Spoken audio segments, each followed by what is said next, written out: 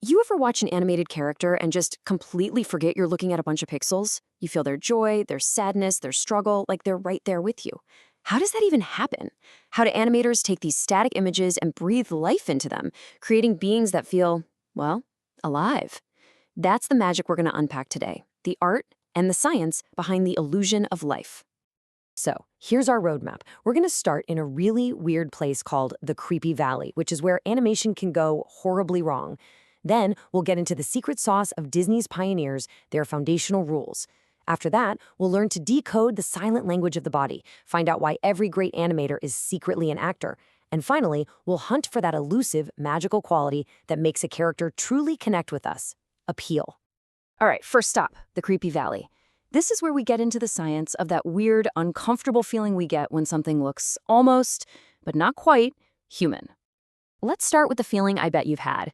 You're watching a movie, and a character pops up on screen that's supposed to be human, but something is just off. It's not that it's badly drawn, in fact, it might be super realistic, but it just gives you the creeps. What is going on there?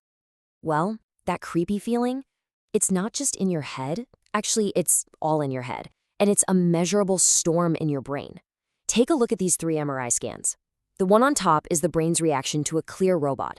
Pretty chill, it knows what it's seeing. The bottom one is the reaction to a real human. Again, calm, familiar. But that middle one? Whoa, that's the brain looking at a near-human android. It lights up like a Christmas tree. That's your brain working overtime, trying to square what it expects a human to be with the subtle flaws it's picking up. This neurological freakout is what scientists call the uncanny valley. And this isn't just some theory from a lab, it has literally shaped the history of animation. Back in 1988, Pixar made a short called Tin Toy, and the star was this computer-generated baby named Billy. The problem? Audiences hated him. They thought he was profoundly creepy. The reaction was so bad that it convinced Pixar to just avoid realistic human characters for years. They focused on toys, monsters, cars, anything but realistic people. The Uncanny Valley actually forced one of the greatest studios on Earth to get more creative. Okay, so if aiming for perfect realism is a trap that leads right into that creepy valley, how do you make characters feel real and alive? Well, the answer was figured out way before computers, over at Walt Disney Studios. This brings us to their 12 foundational principles of animation. These are the keys to the kingdom of believable movement. Now, these rules weren't just dreamed up overnight. Starting back in the 1930s, Disney's top animators, guys like Frank Thomas and Ollie Johnston, they discovered these principles through years of painful trial and error. They were learning on the job, one hand-drawn frame at a time. It wasn't until 1981 that they finally wrote it all down in their legendary book, The Illusion of Life, which basically became the Bible for every animator that came after them. So, what's rule number 1? The most important one of all? Squash and stretch. The big idea here is that nothing in the real world is totally rigid. When a rubber ball hits the ground, it squashes flat. When it bounces back up, it stretches out. By applying this principle, even exaggerating it, you give a character a sense of weight, volume, and flexibility. It's the difference between a character feeling like a stiff piece of cardboard and a living, breathing thing. And this slide shows you just how insanely powerful that one idea is. I mean, look at these. They're just flour sacks. No faces, no arms, no legs. And yet, look at the one on the bottom left, all slumped over in total dejection. Now compare that to the one in the middle, practically leaping for joy.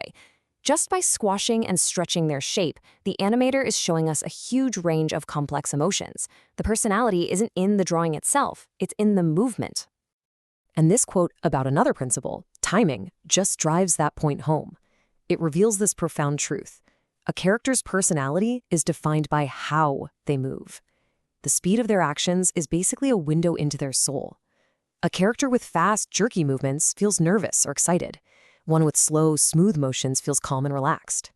It's not just the action, it's the rhythm of the action, how many frames you use, that creates the character's living heartbeat. Okay, so Disney's principles give movement its physical realness. But for that movement to actually have meaning, we have to understand what it's saying. And this is where we shift from the physics of animation to the psychology of it by diving into the science of nonverbal cues. A great animator is really an actor whose main tool is emotion. And this here, Plutchik's Wheel of Emotions, is kind of like a map of the human heart. An animator has to be able to navigate this whole spectrum. So to show a character's rage, they need to get more than just the angry face. They need the tension in the shoulders, the clenching fists, that slight forward lean. Psychologists like Paul Ekman proved these expressions are universal, and mastering them is absolutely key to making characters we actually believe in. But, and this is a big but, it's not as simple as pop psychology makes it sound. Is low eye contact always a sign someone's lying? Nope. In many cultures, it's a sign of respect. Do crossed arms always mean someone's hostile? Not really, they might just be cold. A great animator knows you can't rely on these single cliché gestures. Real emotional truth comes from looking at clusters of behavior. The whole body tells the story, not just one little piece. So the key is to look for patterns. Experts, like former FBI agent Joe Navarro, talk about comfort and discomfort cues. When a character feels safe and confident, you'll see them lean in, their posture will be relaxed, but the second they feel threatened, our ancient lizard brain takes over with a freeze, flight, or fight response.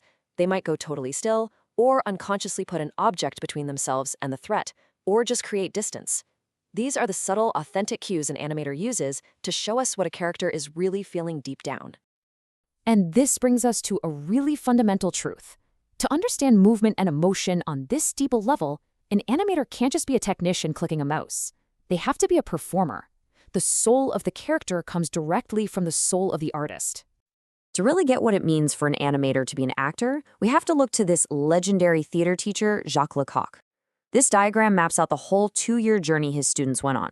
You see, they start all the way on the left with what he called the neutral mask, which strips away all their personal habits to find a state of pure physical readiness. From there, they move to the right, exploring movement through elements, animals, and finally, human drama. It's this whole process of breaking down and rebuilding yourself to turn your body into a perfect instrument for expression. Lecoq's method is this fascinating journey of embodiment. First, students put on the neutral mask to literally erase their own tics and gestures so they can find a universal baseline for human movement. Then, they do something truly wild. They learn to identify with materials. They don't just act like water, they try to feel what it's like to be water, its fluidity, its weight, its raw power. This builds a deep, intuitive physical knowledge. Finally, they analyze basic movements, like pushing, pulling, lifting, to find the emotional engine driving every single physical action. And this, quote, just nails the goal. Lecoq believed we're always subconsciously mimicking the world. Think about it. When you're in love, you subtly start to mirror the person's movements. Lecoq's training was all about taking that unconscious empathy and making it a conscious, artistic tool. It's about feeling something so deeply that your body has no choice but to express it truthfully.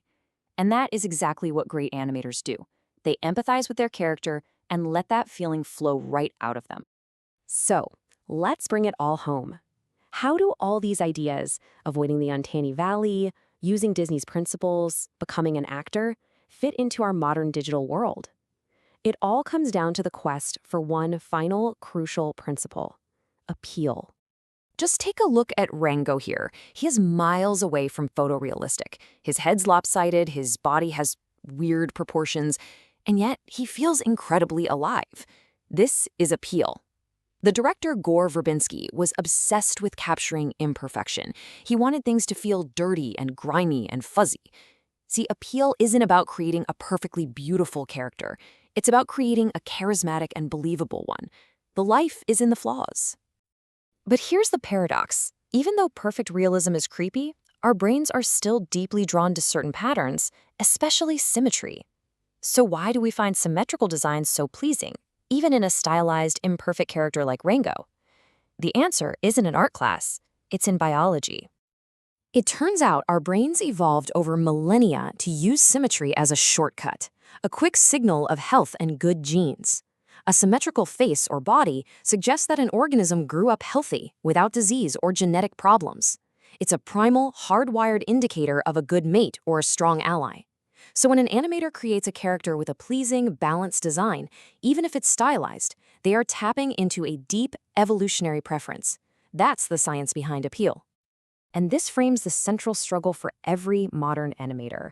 The goal of artistry isn't to perfectly copy reality, but to create a caricature of it, to find the emotional truth and amplify it.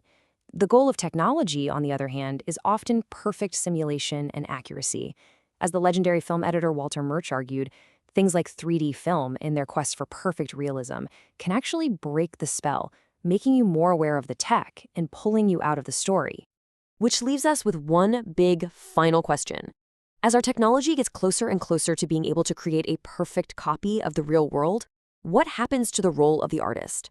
If a computer can perfectly simulate a person walking, what's the value of the animator who understands the tired shuffle of despair or the joyful skip of pure excitement? The illusion of life, it turns out, might have way less to do with perfect reality and everything to do with imperfect human emotional truth.